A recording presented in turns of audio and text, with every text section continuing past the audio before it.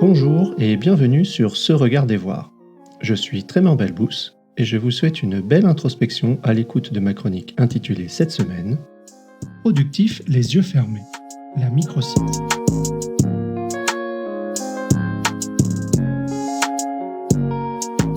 Productif les yeux fermés, la micro-sieste.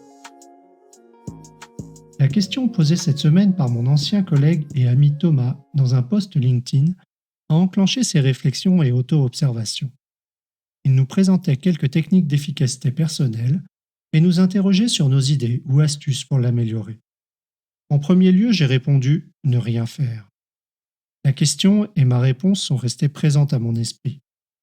J'avais déjà abordé un thème un peu similaire dans Activement patient il y a quelques mois. Cette fois, j'observe ce qui se concrétise au moment même où j'écris ces lignes, profitant d'un temps de week-end entre amis, juste après une micro-sieste ou power nap. Faire une micro-sieste, c'est loin de ne rien faire. C'est une forme de récupération active. C'est être productif les yeux fermés. La sieste éclair fait partie des pratiques que j'utilise depuis presque 20 ans. D'abord épisodiquement, seulement en cas de besoin, elle est depuis plusieurs années intégrée à ma routine santé, comme la méditation, le journaling, le sport, etc. Souvent cachée à l'époque, encore parfois moquée, la sieste est toujours profitable pour moi. Les bénéfices de la micro-sieste. Je pratique habituellement des siestes éclairs de 10 à 20 minutes, très rarement jusqu'à 30 minutes, souvent juste après le repas de midi, qui m'apportent beaucoup. Elles me permettent de lutter contre la somnolence en milieu de journée. Ça me permet d'éviter le fameux coup de barre juste après le repas. Quelquefois, après une mauvaise nuit, une sieste tôt dans la matinée me permet de rester dans une bonne dynamique et un ressenti physique et mental beaucoup plus agréable. Amélioration de l'humeur. Pour moi, la fatigue ou l'impression de me traîner provoque un sentiment d'irritabilité et de stress, en cas d'échéance notamment. Après quelques minutes de sommeil, je me sens revitalisé, plus serein et moins réactif.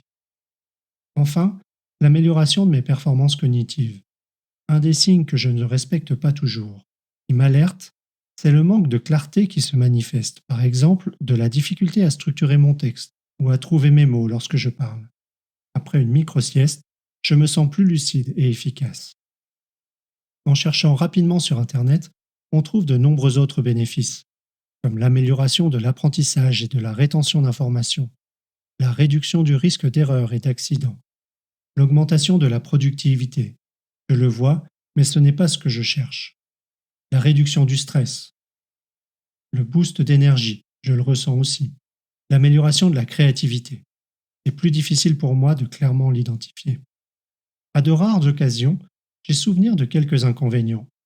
L'inertie du sommeil lorsqu'il m'est arrivé de prolonger au-delà de 30 minutes ou de m'endormir profondément et de me réveiller un peu dans le gaz. L'inertie du sommeil fait référence à cette sensation de somnolence et de désorientation quand on se réveille d'une sieste.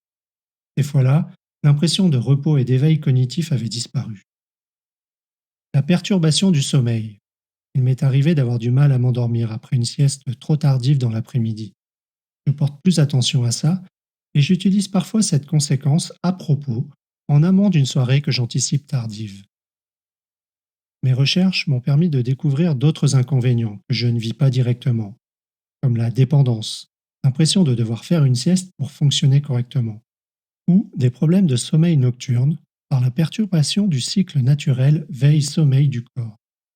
Enfin, productivité et performance, notamment une baisse de productivité et de performance si la sieste est faite à un moment inapproprié ou si elle n'est pas calée sur le rythme circadien naturel.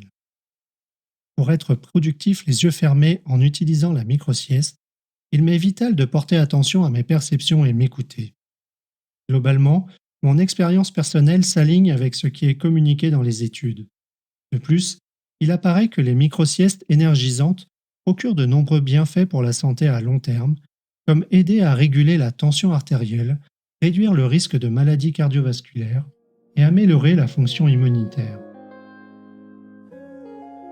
Ces entreprises qui préfèrent la sous-performance.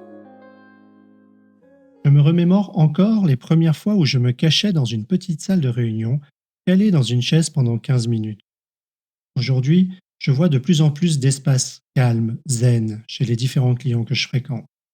Cependant, bien peu sont occupés, et lorsque je pose la question, il semble que ce soit encore mal vu d'y somnoler quelques minutes chaque jour. Qu'est-ce qui fait que nous sommes généralement réticents? Est-ce culturel? Dans un monde tourné vers la performance, la productivité, l'efficacité, l'efficience, le zéro risque, quels facteurs sociaux influencent si fortement notre résistance à adopter une pratique qui a pourtant prouvé son efficacité? Je suis très conscient de mon périmètre d'observation est très restreint. Je m'observe à vouloir tirer des conclusions et juger.